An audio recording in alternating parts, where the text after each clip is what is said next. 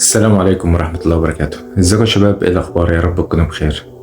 تعالوا نسمع الفيديو ده ونتكلم مع بعض شوية. أول مرة أقرأ كومنتات كتيرة جدا على حاجة نزلت. يا نهار أبيض، يا نهار أبيض على اللي اتقال. طبعا في كتير قوي لأنه عدد كبير جدا جدا، معرفش مش عارفة 2000 نفر ولا حاجة كده، إنما منهم 500 لازم هم ضروري عارفين نفسهم. ما تروحوا يا جماعة تتعالجوا.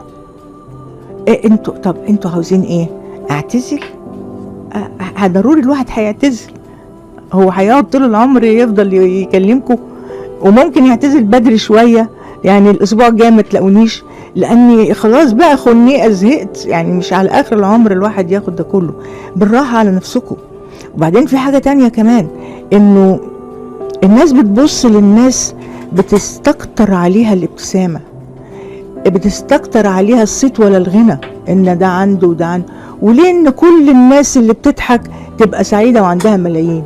ليه كل الناس ان ربنا مديها طلة او مديها قبول او مديها اي حاجة كويسة؟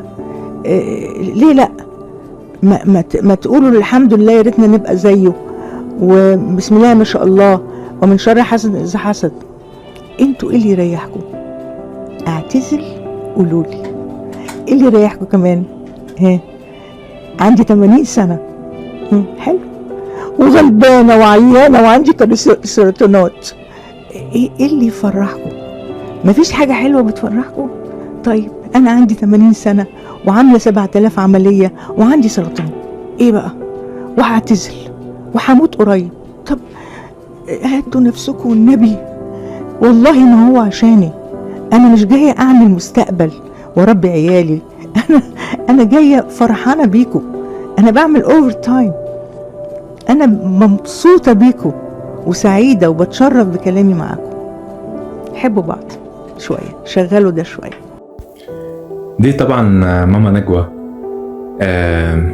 كلنا عارفينها طبعا أكيد. أنا واحد من جيل التمانينات اللي اتربيت على برامجها الهادفة بصراحة. تربينا في جيل التمانينات على مبادئ وقيم، حتى في الأفلام وفي الإعلام، في البرامج اللي كانت موجودة. كانت فترة جميلة. أعتقد إحنا كنا جيل محظوظ إن إحنا شفنا الكلام ده. يمكن دلوقتي مع انتشار السوشيال ميديا وكل حاجة بقت سهلة، والإنترنت والثورة اللي حاصلة الكبيرة أوي دي، يمكن في ناس كتير شباب طالعين ما شافوش الكلام ده للأسف. وممكن كمان عشان كل حاجة بقت متاحة قدامنا، فبقت الناس بتروح للحاجات السلبية أكتر.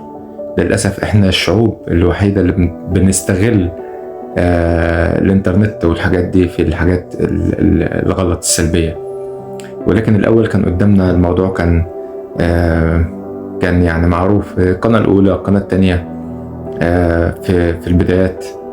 فكنا يعني افتكر والدي في الفترات دي لما كان يبقى في برنامج زي العلم والإيمان أو حديث الروح أو البرامج اللي هي الجميلة، الشعراوي، الشيخ الشعراوي طبعا الله يرحمه ويحسن إليه،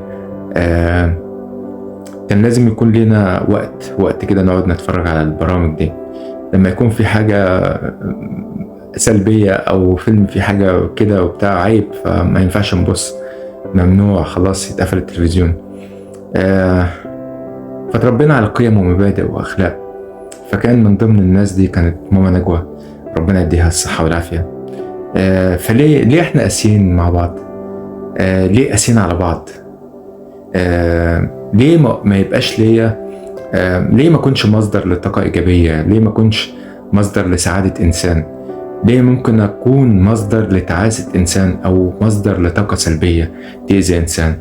هل الكلمة اللي اتقالت في كومنت دي اللي انت بتكتبها وبتجري وانت شايف نفسك انك بطل قومي وانت بتكتب من ورا شاشة؟ انت لو بطل هتيجي تتكلم قدام الناس، لو بطل هتقف قدام الناس وتواجههم.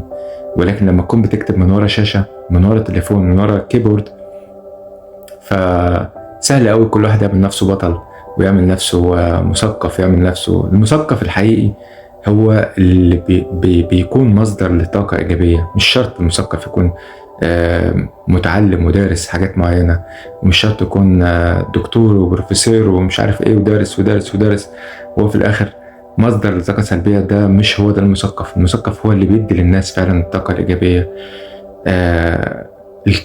الكلمة طبعا اتقال فيها كلام كتير قوي، ولكن الناس للأسف ما بتراعيش إنه ممكن بكلمة بسيطة أنت شايفها بسيطة، ولكن ممكن تأذي واحد، ممكن تجيب له مرض، ممكن لا قدر الله ممكن توصل لمرحلة إنه يجيله مرض نفسي، ممكن توصل لمرحلة إنه يموت فعلا. هل في الوقت ده أنت هتكون سعيد؟ أكيد مش هتكون سعيد. طب ليه تعمل كده؟ هل مش هتتحاسب على ده؟ هتتحاسب على ده. طب ليه تعمل كده؟ يا جماعة حبوا بعض. الرسول صلى الله عليه وسلم قال لا يؤمن أحدكم حتى يحب لأخيه ما يحب لنفسه. مين فينا بيحب لأخيه كما يحب لنفسه؟ الرسول كمان قال الابتسامة في وجه أخيك المسلم صدقة. الابتسامة ممكن تكون في كومنت بالمناسبة، مش لازم تكون ابتسامة كده في الوش. ليه ما نكونش مصدر الابتسامة والفرحة والبهجة بين الناس؟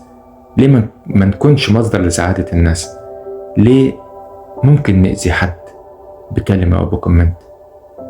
يا ريت كلنا نراعي ربنا في الحاجة اللي بنكتبها، ونعرف إنه الكلمة اللي أنت بتكتبها وبتجري دي اتسجلت عليك وهتتحاسب عليها يوم القيامة. وهيجي الشخص اللي أنت أذيته هيقول يا رب أنا عاوز القصاص من الشخص ده لأنه أذاني. في النهاية يا ريت نتقي ربنا في بعض. سلام.